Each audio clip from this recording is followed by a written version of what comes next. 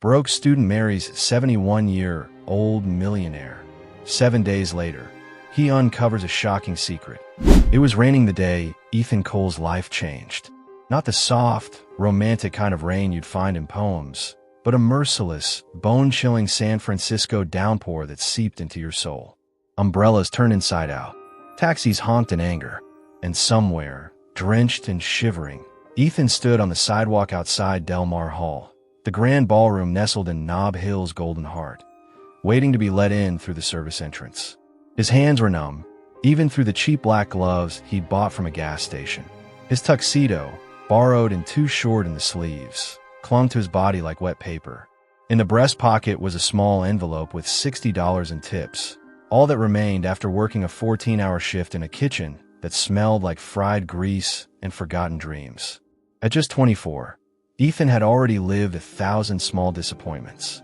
Once a promising English major at UC Berkeley, he dropped out in his junior year when his mother's cancer returned and the bills piled up faster than scholarships could cover.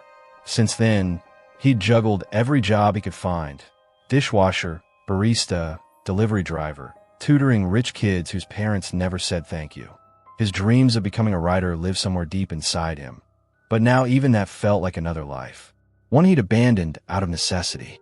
But tonight, he was someone else, or at least pretending to be. He had landed a last-minute gig as an event assistant at the Hargrave Foundation Winter Gala, a benefit for medical technology research hosted by one of the wealthiest women in the country, Vivian Hargrave. The woman was a legend, a titan, a ghost, a self-made billionaire who had once sold code to the Pentagon while still in college, a pioneer in AI and biotech, a woman who hadn't been seen in public in over a year, sparking dozens of rumors that she was dying, that she'd gone mad, that she'd been living on an island in the Mediterranean, or worse. Ethan didn't care about any of that. All he wanted was a warm room, decent pay, and enough leftover canapes to bring home for his mother. But fate doesn't care what you want, because fate had already set its eyes on Ethan Cole. Inside the ballroom, chandeliers sparkled like galaxies. The crowd shimmered in gowns and tuxedos worth more than Ethan's entire student loan debt. Waiters moved like dancers. Music from a live-string quartet swelled and crashed like a tide. He'd never seen anything like it. Eyes down, smile politely. "Don't talk unless spoken to," said Julia, the event coordinator, as she handed Ethan a tray of champagne flutes. "And whatever you do, don't look directly at Ms. Hargrave." Ethan was about to ask why when the room shifted. It was like the temperature dropped. The music softened. Conversations quieted. And then he saw her. Vivian Hargrave. She entered the ballroom alone, but it felt like the world followed her. She wore a floor-length black gown with silver beading that shimmered like frost. Her white hair was swept into a high chignon. Her eyes, ice blue and sharp, scanned the room with a predator's grace. She was 71, elegant and magnetic, exuding the kind of power that silenced entire rooms without a word. And for reasons Ethan couldn't explain, her gaze found him, cutting through the crowd, piercing him, locking onto his soul like a sniper. He almost dropped the tray. She tilted her head and smiled. "Who is that?" she asked without turning, her voice smooth as silk but laced with something darker. Her assistant, James Willoughby, tall, grim, and always in black, checked his tablet. "Ethan Cole, hired through Redwood Staffing. You see, Berkeley dropout, currently living in the Tenderloin. Mother diagnosed with stage 4 lymphoma. No priors, no siblings, no living father on record. Send him to me." James hesitated. "He's just a waiter." Vivian's voice dropped. "So was my father. Bring him." Ethan stood by the champagne tower when James approached, silent as a shadow. "Ms. Hargrave would like a word." I'm on shift." Ethan stammered, instantly nervous. "You're off now." With the eyes of the city's elite on him, Ethan followed James through a side door and down a velvet-lined hallway to a private drawing room. A fireplace roared. A grand piano sat untouched.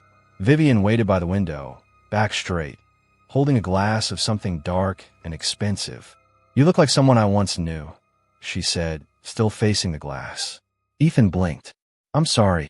Tell me, Mr. Cole, do you believe in fate?" "I believe in rent." Vivian turned, slowly, deliberately. Her face was striking. Not beautiful in a conventional way, but compelling. sculpted, regal. Her eyes settled on him with unnerving intensity. "You're clever," she said. "That will serve you. Why did you ask to see me?" Vivian stepped forward, placed her glass on a marble table, and folded her hands. "I have a proposition for you." Ethan didn't respond. He didn't move. "I want to marry you." Silence. "I'm sorry, what?" "Legally. Publicly. Immediately." Ethan laughed.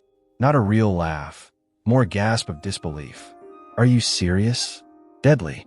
1 year. No prenup. Full access to my estate. Your mother's treatments, covered. Your debt, gone. In exchange, you live with me, attend public events as my husband, and never ask questions I don't wish to answer." "That's insane." Vivian smiled, cold and calculated. "You'd be surprised what people agree to when they're desperate." Ethan's heart thundered. "Why me? You intrigue me," she said. "You remind me of someone I lost, and I'm tired of being alone." Ethan opened his mouth, closed it again. He thought about his mother in that dim hospital room, about the eviction notice taped to his door, about how tired he was of fighting for everything, about how nobody had ever offered him anything except more pain. And here was a woman who could fix everything with a signature. "Think about it," Vivian said, reaching into her bag. She handed him a folded paper, a contract. "Call me tomorrow. But if you wait longer than that, the offer vanishes." And she left. He didn't call the next day. He showed up, and 1 week later, Ethan Cole married Vivian Hargrave in a private ceremony with 6 witnesses and a judge who looked deeply uncomfortable.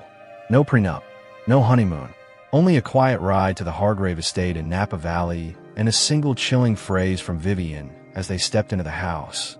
"Now the game begins." The wedding was held at the Hargrave Vineyard in Napa Valley, beneath a blood-orange sunset that looked painted by God himself. But for Ethan Cole, it felt like stepping into someone else's dream, a dream stitched together with gold thread and laced with poison. He stood at the altar beside Vivian Hargrave, the 71-year-old tech empress who had turned his desperation into a contract, his poverty into a performance, and his soul into a commodity. He wore a Tom Ford tuxedo tailored that morning. She wore ivory, an unforgivable shade, Ethan thought, but she made it regal. Her veil sparkled like a constellation. Her hand trembled just slightly in his as they exchanged vows neither of them meant. There were only 10 guests, each one colder than the last. A senator, a hedge fund titan, a doctor who had once patented a robotic heart. No one clapped when the judge pronounced them husband and wife. They only raised their glasses, quietly, mechanically, and returned to their conversations about mergers and war profits. Ethan kissed her cheek. Her skin was ice. When the cameras came, Vivian posed like a goddess resurrected. Ethan, on the other hand, stood still, haunted in a smile. It made the front page of every major tabloid by morning. Beauty in the bank account. 24-year-old Marries billionaire widow, 71. The headlines were brutal. The internet laughed. Hashtag Granny Hunter trended for 3 days. Talk shows debated if it was a scandal, a scheme, or true love in the era of crypto marriages. Ethan ignored it all. He couldn't afford to care. His mother was stable, at least for now. Her new treatment had started the same day he signed the marriage certificate. She didn't understand why or how, but he told her not to worry. "Just rest, Mom. We're okay now." But nothing about his new life felt okay. The mansion was an architectural masterpiece, all glass and stone, sprawling across 400 acres of private vineyard. The walls were lined with art older than America. The air smelled like lavender and control. Every surface was spotless, sterile. Servants moved like ghosts, never meeting his eyes. Vivian rarely spoke to him directly. She preferred handwritten notes left on his pillow. "Breakfast in the conservatory at 7. Don't be late." Or, "You're to wear navy tonight. No tie." He didn't see her bedroom. He wasn't allowed to. The west wing of the house was off limits, as were the third-floor library, the basement, and the wine cellar. Even the doors felt like they were watching him. But the letters, that's when it started. The first came 2 days after the wedding, tucked into the spine of a book in the drawing room. He opened it thinking it was one of Vivian's notes, but it was typewritten and signed and chilling. "You're not the first. You won't be the last." He thought it was a joke, until the second arrived. Slipped under his plate at breakfast. Ask her what happened to LH. He confronted the housekeeper, a woman named Margot, whose mouth twitched when he asked if she knew about the letters. "You shouldn't go digging," she said, pouring tea. "Some ghosts here don't like being disturbed." "Who is ELH?" he demanded. Her eyes darkened. "Someone who paid the price for loving the wrong Hargrave." Later that night, Vivian returned from a trip to Palo Alto. She wore a silk scarf embroidered with thorns. Her eyes sparkled, something between nostalgia and cruelty. "Your smile has changed," she said, studying his face. "You're starting to see it, aren't you?" "See what?" "This life. It never comes free." He should have walked away then. But where would he go? What would he return to? So he stayed. Vivian had arranged for Ethan to be introduced to the elite as her new partner in legacy. She didn't use the word husband unless the press was around. At their first public gala as a married couple, she placed a trembling hand on his forearm and whispered, "Smile like you believe in fairy tales." He tried, but every camera flash burned him. Every handshake felt fake. Every toast sounded like a warning. And still, the letters came. One was hidden in a cufflink box. She watched the last one die. Another inside a hollow perfume bottle. He screamed for 3 days before silence took him. Ethan's sleep began to fray, his mind filled with questions. Why him? Why now? Who were these men the letters spoke of? And who was ELH? His only ally was James, the silent assistant who always seemed to be in the right place at the wrong time. "You've been here a long time," Ethan said one afternoon. "You knew her late husband?" James hesitated. "I knew the man she married. I don't know what he became." "What does that mean?" James turned away. It was worse than silence. The last straw was the fire in the study. A small, accidental blaze, Vivian claimed. But Ethan found a photo in the ash. A young woman, no older than 20, cradling a newborn. Her eyes matched Ethan's. Her expression was pain. On the back, a single name, Abigail Lee Hargrave.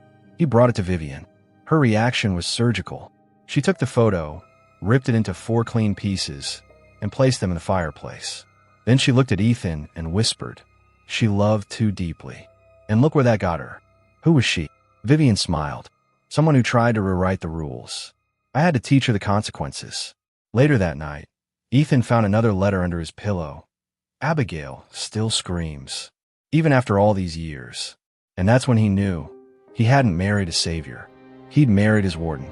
He stood at the window, watching the storm roll over the vineyards, his reflection barely visible against the glass. His breath fogged the pain. He wrote her name with his fingertip. Abigail. Who was she? And why did he feel like part of him already knew? 3 weeks after the wedding, the Hargrave estate no longer felt like a palace. It felt like a mausoleum. Ethan had stopped counting how many rooms there were. 67, 72. He only moved through a handful of them. The East Wing bedroom they had given him, the marble dining hall, the glass-walled conservatory where Vivian liked to pretend they were happy. There were no clocks, no mirrors in the hallways. Just endless silence interrupted by Vivian's soft footsteps and the creak of doors that always seemed to close just before he could turn the handle. Most of all, he avoided the West Wing. Not because he was afraid, but because he was beginning to understand that fear was a weapon in this house. And Vivian wielded it like a maestro with a baton. She had told him on the first day, "The West Wing is not for you. It's under renovation." He didn't believe her. One night, around 2:40 a.m., Ethan lay in bed with his eyes open, staring at the ceiling. There was a draft, subtle but cold, slipping through a vent near the baseboard. Then it came again, a sound. Not a knock, not footsteps, a muffled sob. He sat up in bed, held his breath. There it was again, a sharp inhale, followed by soft, trembling weeping. The sound was coming from behind the walls. He got up, slowly, quietly, following the draft down the hallway toward the forbidden West Wing. The hallway grew colder as he walked. The light dimmed. Even the wallpaper looked older, faded, almost sick. He passed portraits he'd never seen before. One of Vivian, younger, maybe 40, still beautiful, standing next to a dark-haired girl in a ballet costume. The girl looked directly at the painter, her eyes filled with an ache so vivid Ethan had to stop and look away. He found a door at the end of the hallway, heavy, iron-framed, sealed with a digital keypad. He entered the code to his room, 7-1-2-9. Access denied. He tried Vivian's birthday. His own. Still denied. But something made him press his palm against the panel. A soft beep. Then, to his shock, the lock disengaged with a soft hiss. The door opened with a groan, and what he saw on the other side would unhinge everything he believed about this house and the woman he had married. The room was untouched by time. Velvet curtains, dusty furniture, a cracked grand piano, and against the far wall, a portrait taller than he was, covered by a gray silk cloth. He stepped toward it slowly, hand trembling. He removed the cloth. There she was, Abigail Lee Hargrave, the girl from the hallway portrait, now older, late 20s. But this time, she was holding a baby. Her expression was different. Wild, hollow, desperate. Her mouth was parted like she was about to scream. Her eyes, Ethan's eyes, stared at him like a curse. The baby in her arms had a name embroidered on the blanket. ECH. Ethan's blood ran cold. He stepped back, breath caught in his throat, and stumbled against the dresser. A jewelry box tumbled to the floor. The lid snapped open, revealing a bracelet engraved with ALH Abigail Lee Hargrave, the initials from the letters. The woman who screamed in the walls. His hands shook as he picked up the bracelet. The sobbing had stopped. Dead silence. Then a whisper, so soft, so close, it felt like it had come from inside his own head. She buried me alive. He dropped the bracelet, turned, and Vivian was standing in the doorway, barefoot, wearing a white nightgown that seemed to float behind her like a ghost. "You were warned," she said, voice soft, almost loving. Ethan couldn't speak. She walked toward the portrait, touched the edge of the canvas with reverence. She was beautiful, wasn't she? Who is she? My daughter. Where is she now? Vivian's eyes didn't blink. She's dead. That's a lie, Ethan said, voice trembling. You know it. Vivian stepped close, took his face in her hands. You're tired. This house, it makes people see things that aren't real. I saw her name, her face. She's alive, isn't she? Vivian's hands tightened slightly. Go back to bed. No. She looked at him for a long, chilling moment. Then she smiled. It's okay to be curious, Ethan. Curiosity means you're still awake. He expected her to yell, to punish him. But instead, she reached in her pocket, pulled out a small silver key, and handed it to him. If you truly want answers, she said, this will open the East Wing's cellar. Go tomorrow. Alone. At dusk. But after that, no more questions. Ethan took the key. Vivian turned and disappeared into the shadows of the hallway. He didn't sleep that night. Not a second. He just lay awake, clutching the key, listening to the walls, where the crying had begun again. Only this time, the voice didn't sound like a stranger. It sounded like his own. The key burned in Ethan's hand. He hadn't slept. Couldn't. Not after the portrait. Not after that whisper. Not after Vivian had stood in the hallway like some spectral queen and offered him the silver key to the e-cellar with a look that said, if you want to ruin yourself, go ahead. So he waited until dusk, just as she instructed. The light in Napa Valley stretched long and golden across the vineyard, bathing the estate in warmth it didn't deserve. The house, however, remained cold. Always cold. Ethan had started to wonder if it was insulated in something deeper than stone, maybe grief, or guilt, or whatever substance pain turns into when it's never spoken aloud. The cellar door was carved oak, older than the rest of the estate. It moaned as he turned the key, like it hadn't been opened in decades. The air was dry, stale, not dusty, sterile, as if someone had been caring for it in secret. A single staircase spiraled down into darkness. He descended carefully, one hand on the banister, the other gripping the tiny flashlight he'd taken from his nightstand. His heartbeat was louder than his footsteps. He didn't know what he was expecting. A corpse? A diary? An old mirror that would finally tell him the truth about who he was? But nothing prepared him for what he found. At the bottom of the stairs was a small vault. Marble floors, curved ceiling, walls covered in portraits that weren't meant to be seen. Photos. Hundreds of them. Taped, pinned, framed. A gallery of erased. Photos of women, young men, children, all connected by a single name, written in looping cursive beneath each one. Hargrave. At the center of the room sat a table with a cracked leather binder. He opened it. Inside was a birth certificate. His name, Ethan Charles Hargrave. But that wasn't possible. He flipped through the pages. Medical records. Adoption documents. An affidavit dated August 2000, the year he was born, signed by Dr. Calvin Lorne, the same physician Vivian had once introduced to him as an old family friend. And then, at the very bottom of the folder, subject is the biological son of Abigail, Lee Hargrave. His knees gave out. He collapsed onto the stone floor, the documents trembling in his hands, and let out a sound that was somewhere between a laugh and a sob. He was Abigail's son, which meant he had married his grandmother. His skin crawled. His stomach turned. The chandelier above him buzzed faintly. He staggered back up the stairs, clutching the folder to his chest, and barely made it to his room before falling to his knees again. This time in front of the bathroom mirror. He looked at his reflection and saw them. Abigail's hollow eyes, Vivian's unforgiving mouth, his own face, now a map of betrayal. He called the one person who had never lied to him, his mother, the woman who raised him. "Mom," he said when she picked up, "I need you to tell me the truth." She was silent for a long time. Then, in a voice so soft it cracked, "I was going to tell you when you turned 18, then 21, then after your first heartbreak. I thought, if I waited long enough, maybe it would never matter." "Why didn't you?" "Because I was afraid you'd go looking." "And you did." Ethan sat down on the floor. "Tell me. Everything." She exhaled, and it sounded like 30 years of pain leaving her body. "I worked at St. Julian's Hospital, pediatrics. One night, 25 years ago, a young woman was brought in, delirious, covered in blood. They said she'd attacked her baby, that she wasn't mentally fit to be a mother. But when I looked in her eyes, she wasn't mad. She was terrified. He already knew who it was. "Abigail," he whispered. "Yes." She kept saying, "My mother will take him. Don't let her take him. Please." Over and over. And then she passed out.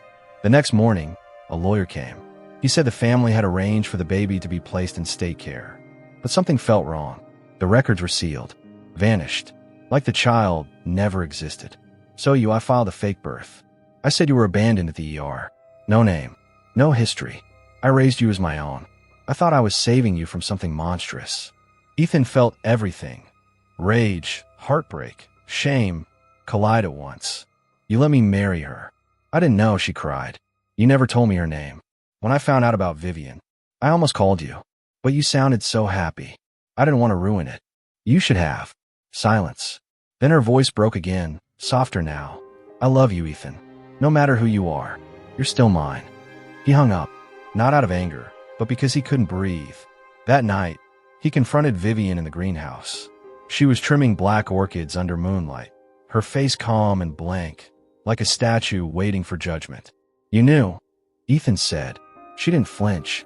"Yes, you knew she was my mother. You knew I was her son. And you still married you?" "Of course. Why do you think I chose you?" He nearly vomited. "You're sick." Vivian stepped toward him. "No, I'm strategic. My daughter abandoned me.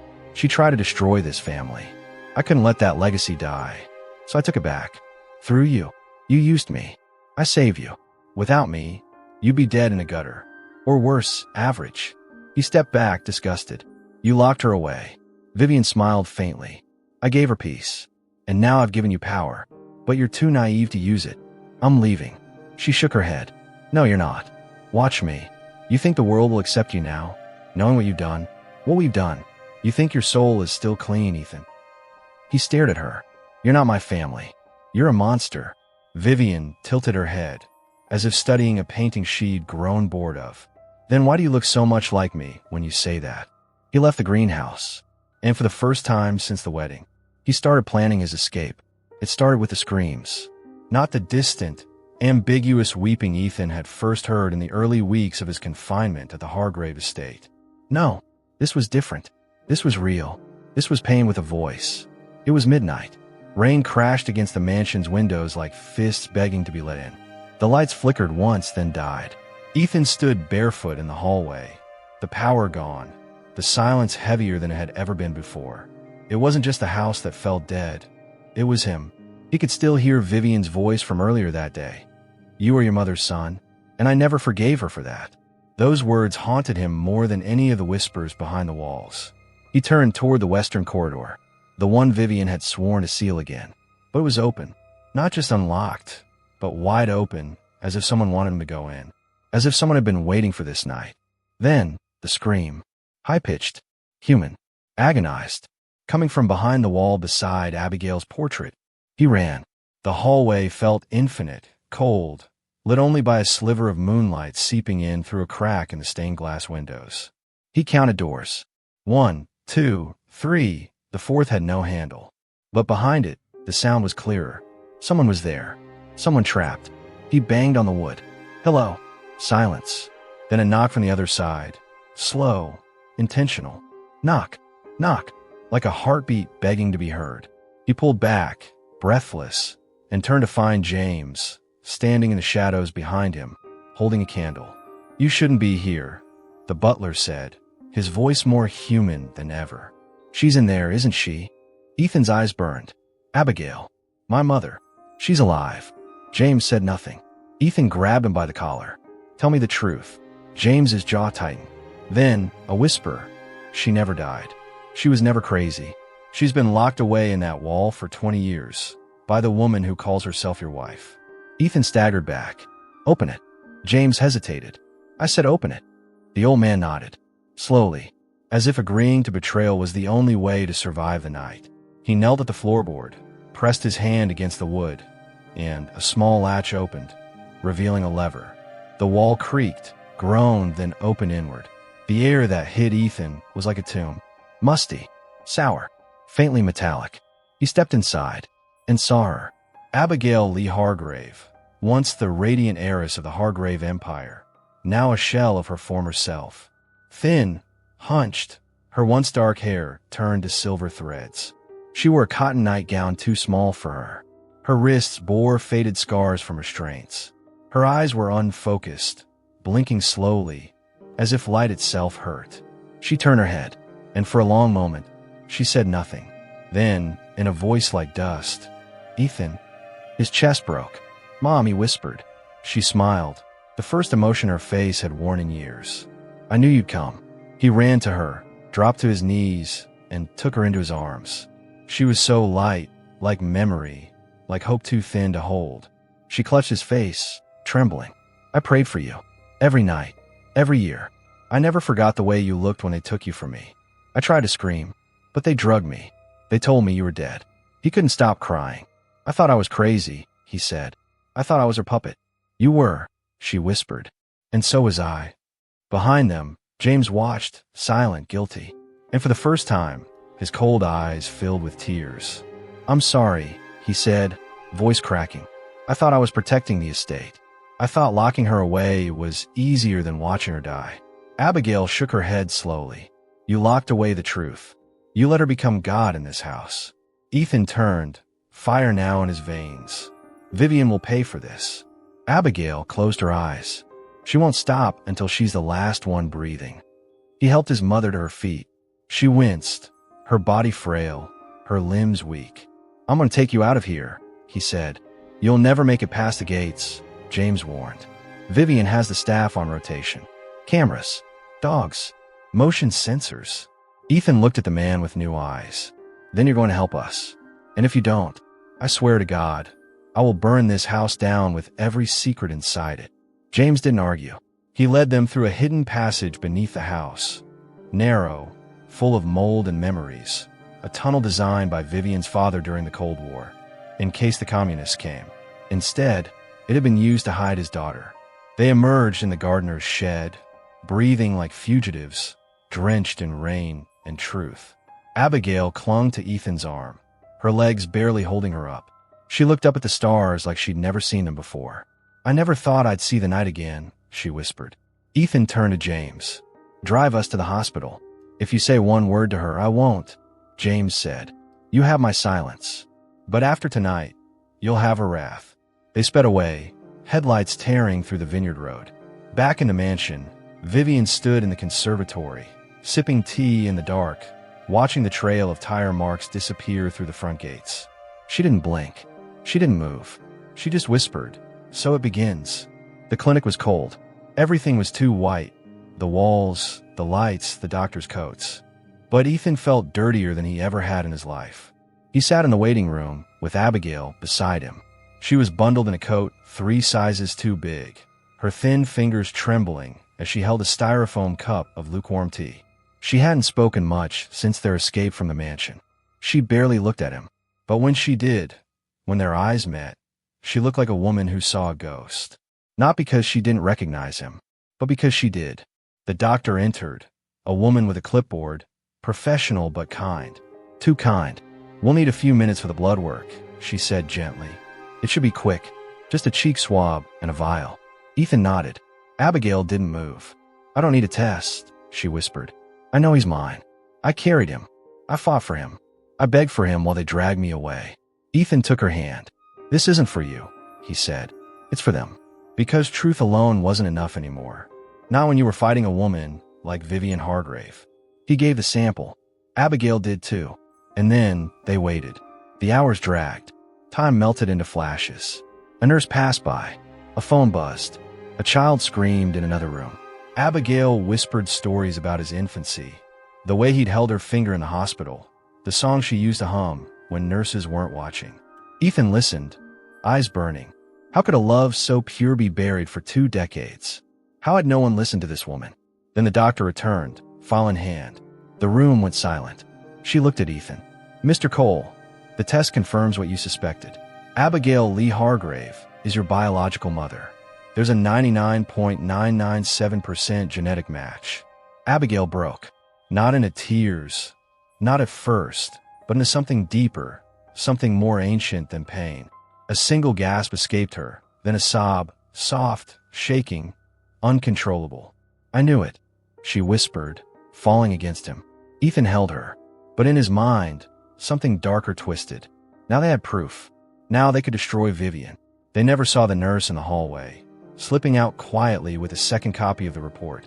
They never knew she worked for James, and that by nightfall, Vivian would have that report in her hands, and the perfect plan to bury them both.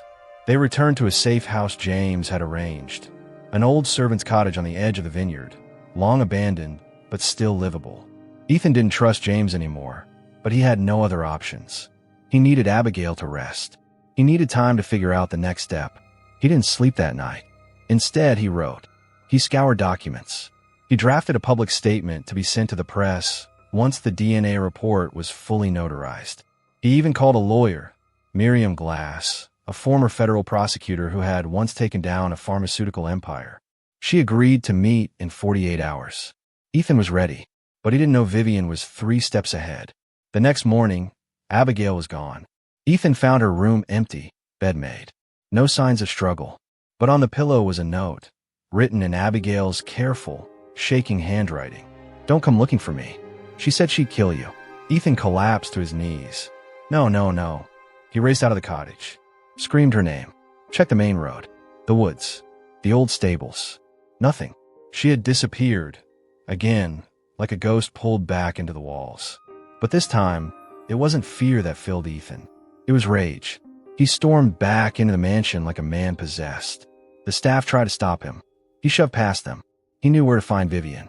The marble garden. She was sitting by the fountain, surrounded by white roses, sipping something from china cup. She didn't flinch when he approached. "Where is she?" Ethan growled. Vivian didn't even look up. "Which she? Your mother or your wife?" "I swear to God." "Oh, Ethan," she sighed. Still so dramatic. "I warned her. I told her what would happen if she pushed me. And now look at us. Back to square one. You can't hide her forever." "But I can," she said. "And better this time. You forget. This house was built for people to disappear." He lunged at her, but James appeared, faster than Ethan had thought possible, shoving him to the ground. Ethan punched him. James didn't fight back. Vivian rose, stepped between them. "You want to play hero?" she asked, voice trembling with something deeper than rage. "Then let's play." She threw something on the ground between them, a photograph. Abigail, drugged, slumped in a wheelchair, hooked 2 and 4. "She has a heart condition now," Vivian said softly. "That's new. Stress triggers it. And you've stressed her out quite a bit, haven't you?" Ethan stared at the photo. Vivian leaned in. "You're going to go on television. You're going to say the test was fake, that the woman claiming to be Abigail is a disturbed imposter, that she fooled you. And then you're going to disappear." Quietly.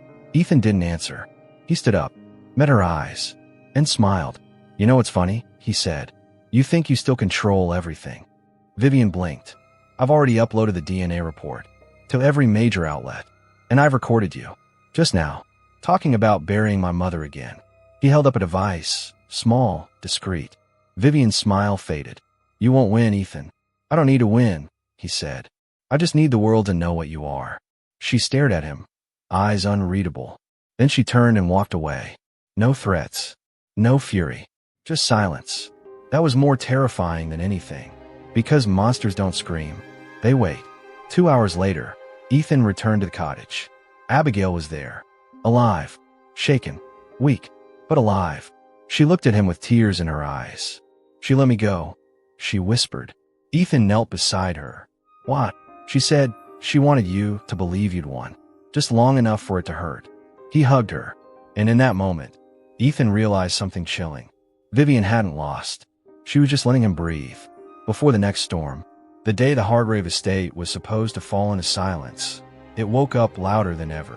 The vineyard gates swung open with a metallic shriek as 2 black town cars pulled through, followed by a third, long, tinted, and quiet. A white envelope had arrived at Hargrave Vineyards 2 nights before, hand-delivered, unmarked, and sealed with wax. Inside, a court summons. Vivian Hargrave's will was being contested. The name on the claim? Abigail Lee Hargrave, presumed dead, alive, and ready to fight. Ethan sat beside her in the back seat of the third car. Abigail's face had changed. She no longer looked like a ghost. She looked like a woman rising from the ashes, tired but radiant, her shoulders straightened with purpose. She wore a dark green silk suit that used to belong to her mother, repurposed with bold, sharp edges, as if to say, I'm here, and I remember everything. The press had camped outside the courthouse like vultures waiting for a feast. Flashbulbs popped as soon as the car doors opened. Microphones lunged. Abigail, were you truly imprisoned by your mother for 20 years? Ethan, is it true you married your grandmother? Vivian's lawyer says she left everything to a foundation. What do you plan to do if the will is authentic? Ethan didn't speak. Abigail didn't even blink. She walked through the chaos as if it didn't exist. And somewhere in a penthouse suite downtown, Vivian Hargrave watched it all unfold on television. Legs crossed, champagne untouched, a faint smile pulling at the corner of her mouth. She whispered, You want war? Then let's bleed. The courtroom smelled of pine and money. The Hargrave legal team was already seated. 5 men in suits with pens like scalpels and eyes like dead lakes. Their leader, Clement Wexler, Vivian's longtime legal assassin, whose handshake had once collapsed a private university during a merger. Abigail and Ethan sat on the opposing bench. Their only ally, Miriam Glass, the same former prosecutor who'd once indicted 3 pharmaceutical CEOs in the same week. She wore black leather gloves, didn't carry a briefcase, and only spoke when it mattered. The will is invalid, she said without hesitation. Wexler raised a brow. On what grounds? The decedent isn't dead, Miriam said, smiling faintly. Vivian Hargrave is alive. Gasps swept through the room like wildfire. The judge, a weathered woman named Justice Rowe, raised a hand. Miss Glass, are you suggesting that a woman who was declared deceased 3 months ago is still walking the streets? I'm not suggesting, Miriam replied. I'm stating, and we'll provide surveillance footage, bank activity, and an airline manifest proving Vivian Hargrave boarded a private jet to Switzerland 22 days after the house fire. Rowe blinked. Then what precisely is being contested? Miriam turned to Abigail. Everything. That evening, Ethan and Abigail returned to the Hargrave estate. Though abandoned, the house still pulsed with secrets. In the West Wing, Miriam found the study locked, but not for long. A hidden drawer in the desk, a false panel in the floorboards. In there, wrapped in silk, lay a second will. Older, written in ink that had faded at the corners but still bore the untouched wax seal of Charles Hargrave, Vivian's late husband and Abigail's father. It was dated 3 months before his death. In it, Charles left everything, the estate, the shares, the patents, the vineyard, to Abigail. Not Vivian, not a trust, not the foundation, just Abigail. The discovery was biblical. This changes everything, Miriam whispered. Vivian's will is worthless, if she never had rightful ownership to begin with? Ethan stared at the signature. It was real. He knew it in his bones. And deep inside the fire that had almost broken him, hope flared back to life. 2 days later, the court reconvened. This time, Vivian showed up. Alive, dressed in white. No cane, no shame. The courtroom went silent. Murmurs, shouts, chaos. Abigail stood as Vivian walked in, and the world held its breath. Vivian approached the bench without hesitation. "Your Honor," she said, "let's not waste time. I'm not dead, and I did not burn in that fire. I walked away because I needed to see who would try to take what I built." Abigail spoke next. "You mean what you stole?" The judge called for order. Vivian turned to her daughter, her voice soft but deadly. "I gave you life. You took mine," Abigail said. Vivian smirked. "And yet here you are, still blaming me, still trying to wear shoes you never earned." The judge banged the gavel. "If we're done exchanging poetry, perhaps we can examine the documents." Miriam stepped forward and handed the judge the original will, Charles Hargrave's. Validated. Confirmed. Witness signatures intact. Vivian's smile cracked. Only for a second. Then she spoke. "That will is invalid. My husband was already senile when he signed it." Miriam was ready. "We have medical records stating otherwise. He was a sound mind. In fact, he had increased security detail specifically to prevent you from forging new documents." Wexler stammered. Vivian said nothing. Justice Rowe read silently for several minutes. Then she looked up. "This court recognizes the 1996 will of Charles Hargrave as the most legally binding document in question. Full ownership of the Hargrave estate, its holdings and assets now revert to Abigail Lee Hargrave." Abigail clutched Ethan's hand. The room exploded. Vivian sat still. Then she rose and whispered, "It's not over." That night, Abigail stood in the center of the Hargrave mansion. She was home, but it didn't feel like victory. It felt like an autopsy. "This house isn't mine anymore," she said. Ethan looked at her. "You earned it." She shook her head. "All it holds is what she built. Lies, pain, power bought in blood." "Then burn it down," Ethan said, "and build something new." She didn't answer. Not yet. But in her silence, something ended, and something else began. The Hargrave estate was too quiet. It had been 3 days since the court's ruling declared Abigail the rightful heir to the empire. 3 days since the press exploded with headlines like, "Daughter rises from the dead," "Hargrave family scandal reaches breaking point," "Vivian Hargrave's empire stolen by the daughter she locked away," Ethan Cole, husband, grandson, orphan. The gates of the vineyard had stayed shut. The workers left. The lawyers withdrew. The vultures, for the first time, flew away, and the house became a graveyard of its own past. Ethan stood in the grand hallway, running his fingers across the cracked frame of a portrait that had once hung proudly over the fireplace. It was gone now, taken down the moment Abigail returned.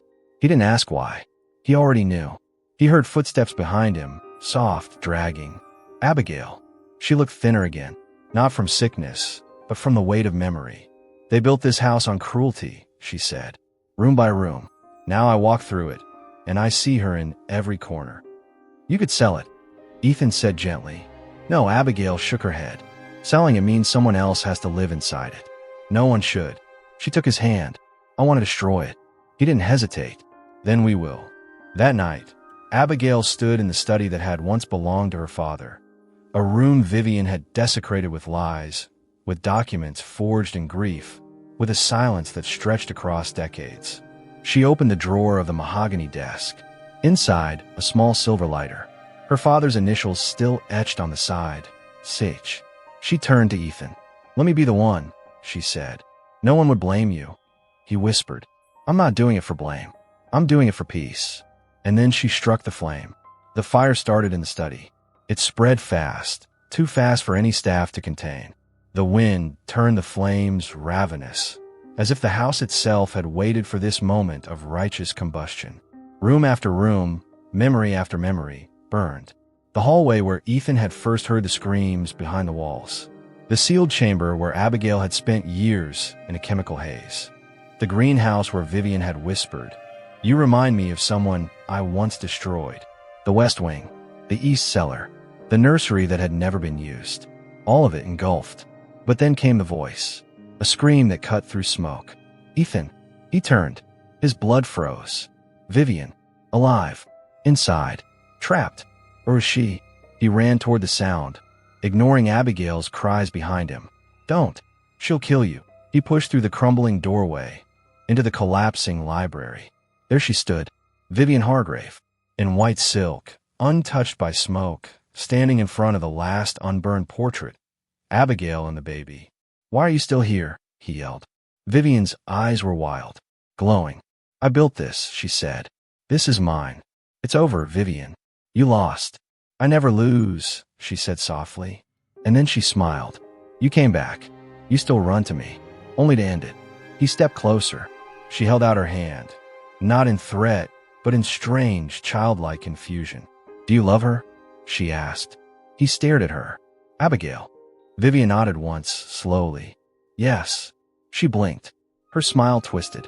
She killed him, you know, the real baby. She dropped him, cracked his skull. I watched it. I heard the silence. That's when I knew. That's when I had to fix it. Ethan's jaw locked. She didn't kill him. She did. Vivian whispered. She just doesn't remember. She was always too fragile. Ethan took another step forward. You replaced him with me. You stole me from someone else. Vivian's eyes didn't flinch. Would it have mattered? They would have thrown you away. You were nothing. I made you everything. You made me a prisoner. She smiled, wider now. But you look so much like him. The floor creaked, then cracked. The ceiling above them groaned. Vivian turned to the portrait. She reached out to touch it, and then the beam fell. Ethan dove backward. Vivian didn't move. Flames swallowed her. The room collapsed. Silence. Outside, Abigail watched the roof implode. She fell to her knees. Ethan emerged from the smoke, coughing, clothes scorched, hands shaking. She's gone, he said. Really gone. Abigail nodded. She didn't cry. She didn't speak. She simply looked up at the burning house and whispered. Now she can haunt herself. Later, standing by the edge of the vineyard, they watched the fire glow into the night. Ash rained from the sky like snow. What happens now? Ethan asked. Abigail closed her eyes. I'm free. He turned to her. And me. She looked at him. You never belonged to her. Or me. You've always been yours. They said nothing else. Not that night. The mansion had burned, but what it left behind would take years to heal. The first day, without Vivian, felt like freedom. The second day felt like fear. By the third, it was war. After the fire, the estate remained closed. Abigail and Ethan moved into a secure residence in the hills of Sausalito. Isolated, quiet, far from the public eye. But there was no escaping what came next. Because when monsters die, their shadows linger.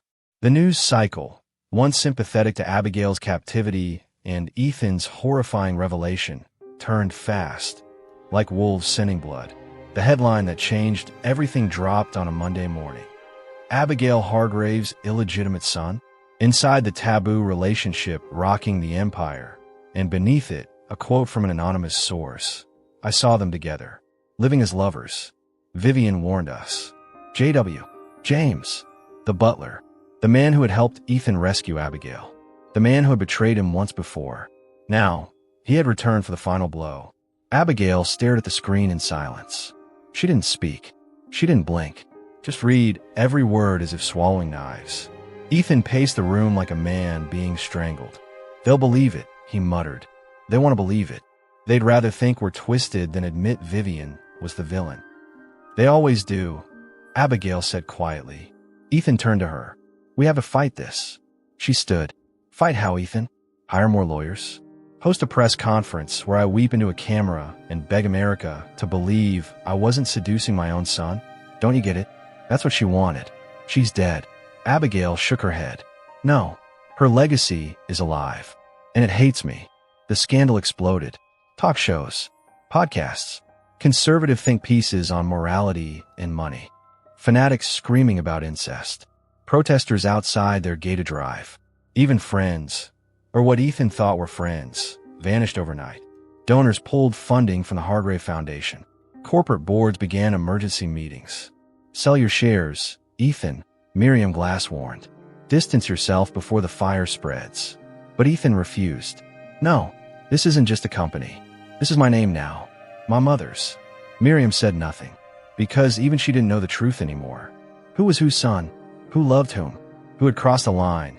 And who had been shoved over it by force? Then came the footage.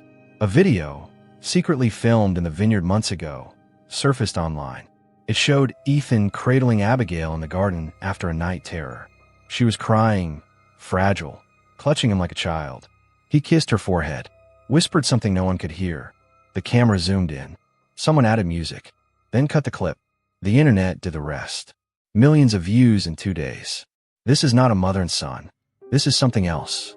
Hashtags flooded social media. Hashtag Hargrave lovers, hashtag keep in the family, hashtag burn the empire. Ethan's email inbox overflowed with hate. He received death threats. So did Abigail. Security was tightened. The windows of the house were replaced with bulletproof glass. And still, the world screamed. They called a press conference. Ethan begged Abigail to speak. She refused. "I've been humiliated enough," she said. "If they don't believe my truth, they won't believe my words." Ethan stood alone on the podium. Camera flashes. Reporters pushing forward. "I'm not Abigail Hargrave's lover," he said calmly. "I am her son." They asked about the DNA results. He nodded. "Vivian stole me at birth. Abigail thought her son had died. She mourned him. I was raised by another woman. I didn't know who I was until this year." A voice shouted from the crowd. "Then why marry your grandmother?" Ethan's voice cracked. "I didn't know. I was a pawn. So was Abigail." More questions. More shouting. He stepped down and realized truth was not enough. Not anymore. Not when lies were more entertaining. Abigail sat alone in the dark after the conference. The television flickered static across her face. "I can't breathe here," she said to Ethan. "I thought I wanted to live. But maybe it was better when I was hidden." He sat beside her. "Then let's leave. Disappear. Start over." She turned to him. "No, this isn't just about us. This is about the children. The ones who suffer in silence. Who are locked in rooms. Told their pain doesn't matter." He saw it now. In her eyes. Not madness. Not fragility. But purpose. She wouldn't run. She would transform. Not for revenge. But for those who had no voice. And then the second blow came. Vivian's final statement. A scheduled release. Programmed into the Hargrave Foundation system to auto-publish should she be declared legally dead. It was a letter, addressed to the people of the empire. In it, she accused Abigail of fabricating her captivity, claimed Ethan was a seducer, that she had tried to stop him, said she feared her daughter was being manipulated, and that she had destroyed the house to protect the world. "I did what any mother would," she wrote. "I saved the legacy." The letter ended with the line, "Abigail was never well, but I loved her, until the very end." It was signed, Vivian E. Hargrave, matriarch. The empire shuddered. Donors returned. Shareholders reinstated her board. And suddenly, Abigail, who had spent 20 years locked in the dark, was back on trial. Not in court, but in the court of public opinion, where she was losing. That night, Abigail disappeared. No note, no trace. Just her room, empty. Her phone, smashed. Her journal, gone. Ethan woke to find the house cold. He screamed her name. No answer. Just the wind. And in his heart, he knew she had gone to finish it. Alone. Ethan had known pain. He had been abandoned, lied to, manipulated, drugged, married under false pretenses, hated by the public, and hunted by legacy. But none of that, not even the fire, not even Vivian, prepared him for the moment when he realized he didn't belong to anyone. It began with a letter, delivered anonymously. No name, no return address, just a red wax seal pressed into an envelope made of thick, antique paper. Inside, a single sentence typed in courier font. "Abigail's son is buried in the Hargrave Cemetery." Look beneath the angel. He didn't want to believe it. But deep down, Ethan had always felt it. That Abigail's love, though real, carried a haunted hesitation. The way she looked at him like a memory she couldn't quite place. The way she never said, "I remember holding you. Only, I always dreamed of you." He waited until dusk. Alone, he drove through the vineyard road to the far hill where the old family graveyard rested, overgrown with ivy and sorrow. The angel stood 12 feet tall, wings broken, arms outstretched in eternal mourning. Ethan approached, heart pounding. He brushed away dirt, Vine's time. There was no name, just a stone plaque beneath the statue that read, "He only breathed once." He fell to his knees. Beneath the angel, a small marker, nearly invisible, half sunken into the ground. A metal tag, a hospital number. He took a photo, sent it to Miriam. She called him in less than 10 minutes. "Ethan," she said, her voice shaking. "That tag belongs to an unclaimed infant death certificate. The child died within minutes of birth. He was never named, but I checked the hospital file, blood type, DNA markers, and..." She was quiet. "Then, he was Abigail's son." Ethan couldn't breathe. "What about me?" he whispered. "Who am I?" Miriam cleared her throat. "That's the other thing.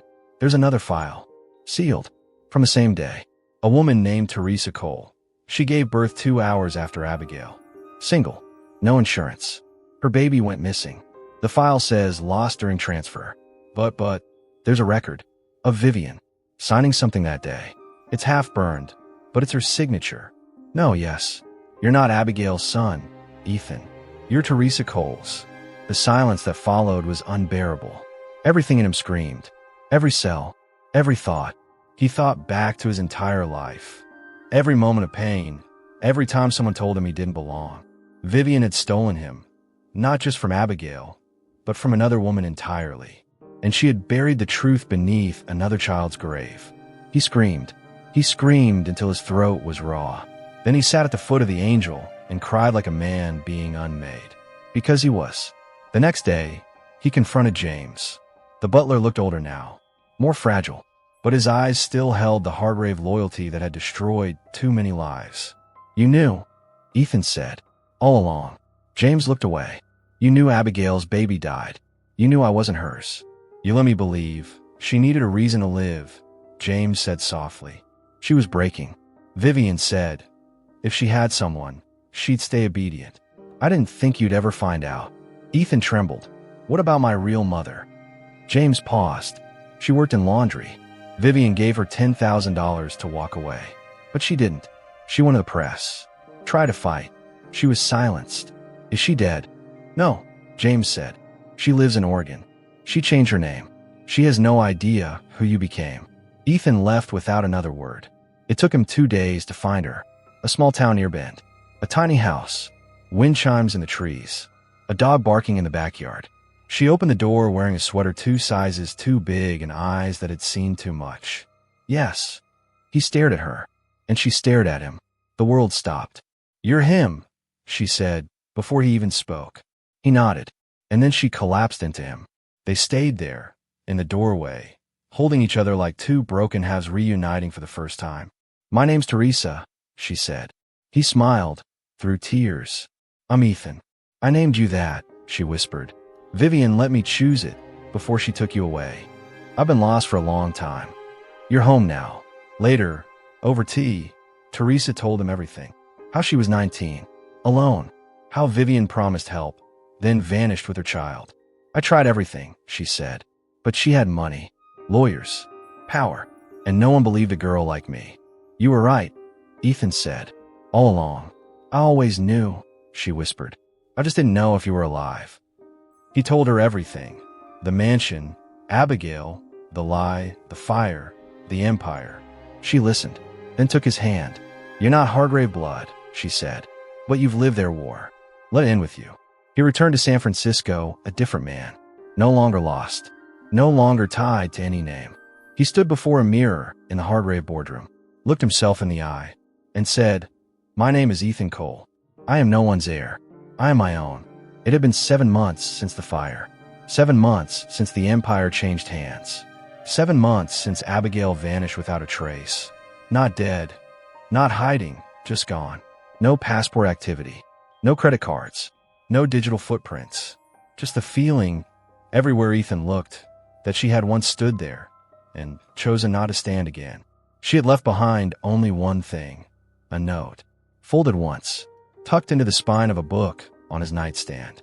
"Let go of the name. Let go of the ghosts. Let go of me." And so Ethan Cole, just Ethan Cole, had stepped out of the Hargrave shadow. He sold the vineyard, liquidated most of the estate, closed the foundation board, and used the remaining funds to open something new. A scholarship. Simple, quiet, personal. The Abigail Lee Fund, for children who were forgotten, erased, silenced. He didn't hire a media team. He didn't sit for interviews.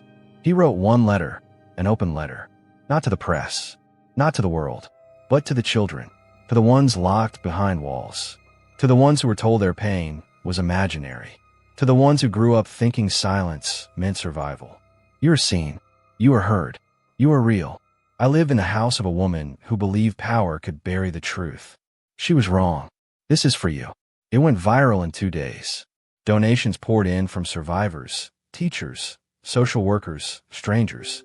The fund exploded, and Ethan never once stepped in front of camera, because this story was never about him. He moved into a small cottage north of Petaluma. No staff, no cameras. He bought a dog. Her name was Luz, Light. Some nights, he'd lie awake and listen to the wind. And every now and then, he swore he could hear Vivian's voice in the silence. You were always mine. But she was gone, legally dead, publicly erased. Her last known appearance had been at a private jet terminal in Zurich. Face obscured, body language unmistakable. A woman in pearls. A woman smiling. She had vanished into myth. And Ethan, he stayed human. One morning in early spring, a letter arrived. Handwritten. No return address. But the handwriting was unmistakable. Abigail. He opened it with trembling hands. It read, Ethan, I found peace in a place without names. I needed to go somewhere I could finally breathe as myself. Not a daughter, not a victim, not a ghost. Just a woman who survived. I see you on the news sometimes. Quiet, steady you. I am proud of you. And if we never speak again, know this. I did love you. Even before I knew you weren't mine. Especially after. You saved me from a cage I thought would be my coffin. And I let you go because you deserve to walk in sunlight. Not shadow. Hey, he wept. Not because she was gone, but because she was finally free. Years passed. The scholarship grew. Thousands of children found hope through its reach. Schools were built. Shelters opened. And Ethan remained a quiet presence behind it all. The media tried again and again to drag him back into the myth of Hargrave, but he refused to answer. He refused to feed the legend. He was no longer a character in someone else's story. He had written his own. And then, one night, years later, he sat by a fireplace, Luz curled up beside him, and closed his eyes. He dreamed of the house on fire, not with fear, but with release. He walked through the ashes, barefoot, and in the distance, he saw her. Not Abigail. Not Vivian, a woman with a kind smile. Waiting. His mother. The real one. She reached for him and said, It's okay, Ethan. You can stop searching. He woke up smiling. For the first time in a long, long time. If this story shook your soul, made your heart ache, or left you breathless with every twist, don't leave without letting us know. Tell us in the comments what moment hit you the hardest and what you think truly happened to Vivian in the end. Was she a monster? Or just another victim of love? Don't forget to hit like, subscribe to the channel, and turn on notifications so you never miss another story full of drama, secrets, and unforgettable emotion. Your support keeps these novellas alive.